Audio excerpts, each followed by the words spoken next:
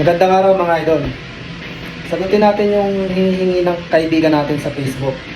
Hinihingi ng details tungkol sa pag-apply dito sa South Korea. Ganito kasi yan mga idol.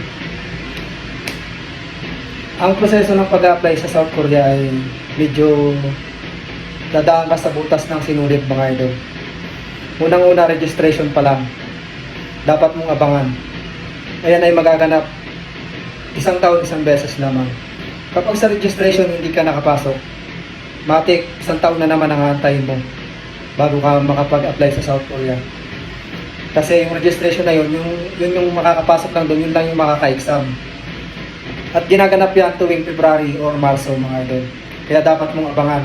Ngayon pa lang, i-research mo na kung anong mga kailangan mong ihanda sa registration na yan.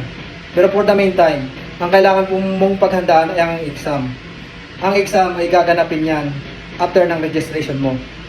Meron kang 6 na buwan ngayon, mula ngayon para mag-ready sa exam mga idol. At kapag nakapasa ka sa exam, doon ka pa lang susunod sa ikalawang round. Ang tawag ay skill test. At yun ay naka-schedule din mga idol.